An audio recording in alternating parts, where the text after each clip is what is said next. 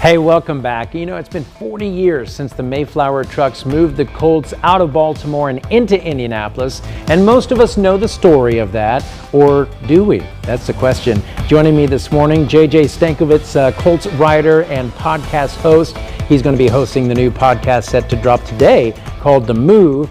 And of course, it talks all about the move of the Colts from Baltimore to Indianapolis. As I mentioned, most people are pretty familiar or aware of the story, but this seems like this is going to reveal a lot to people that they did not know was going on behind the scenes. Yeah, I think that's kind of the point of it, Zach, is to kind of tell the story in a way that it's never been told before.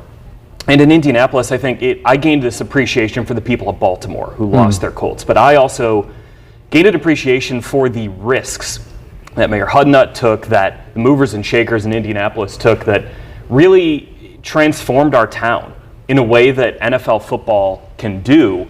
So it's a story that's not just a football story.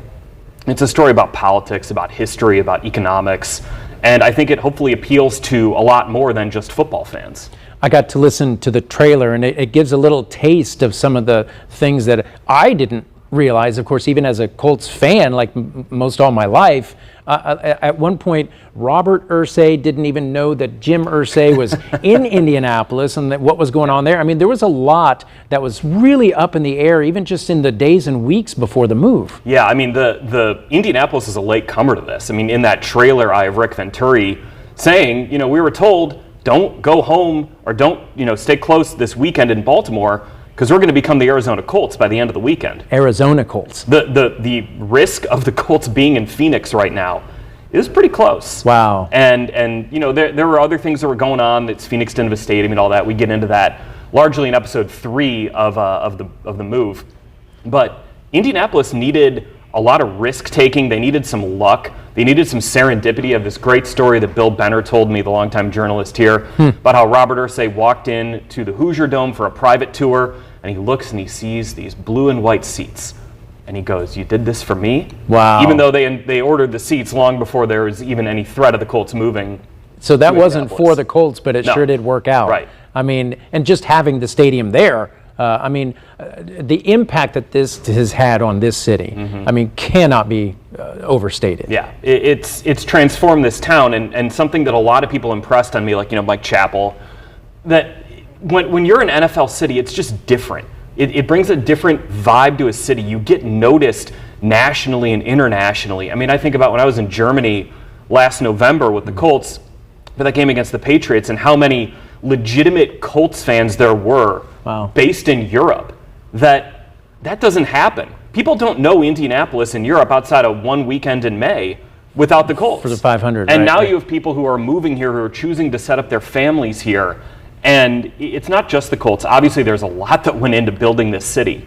But attracting the Colts and having them have a national presence every Sunday is a big part of it. And on the other side, you mentioned too, the folks in Baltimore, many of them still will not refer to the Colts as the Colts to this day. Yeah, it's just Indy, Or the team in Indianapolis. Or the team in Indianapolis. Yeah.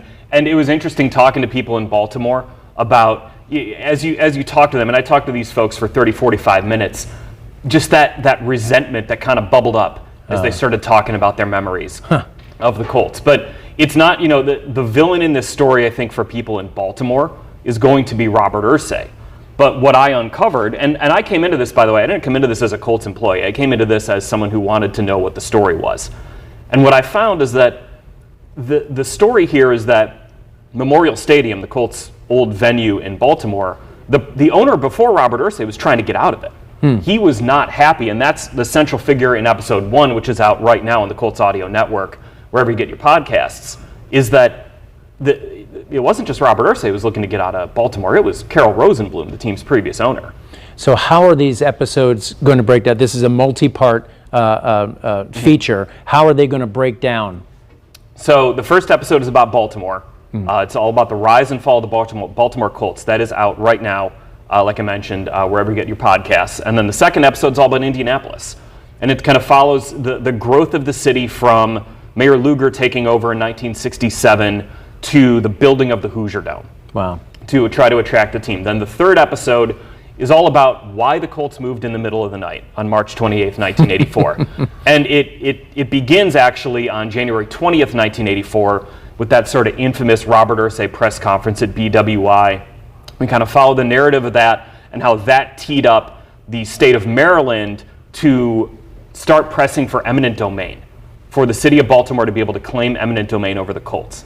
And that being the impetus for why the Colts had to leave in the middle of the night, because they could have lost their team. Robert Irsay could have lost his team to the state and the city had they not picked up and left. And it came down literally to hours and minutes It at did, that point. exactly. That's unbelievable. And then the final episode's kind of the aftermath of it. Yeah. The final episode tells the story of the lasting impact in Indianapolis and Baltimore, and then also just some wild stories from that 1984 season. It's just fascinating. I can't wait to listen to each of them. So if you want to check this out, I'm sure you will want to. For more info on these episodes or connect with where you listen to podcasts, just go to fox59.com/links. We'll connect you there. This is fascinating. I can't wait to listen to all of them. Thanks for all the work on it, too. I appreciate it, and Zach. everyone who took part, Yeah, too. thank you, Thanks Zach. for coming in. Appreciate it.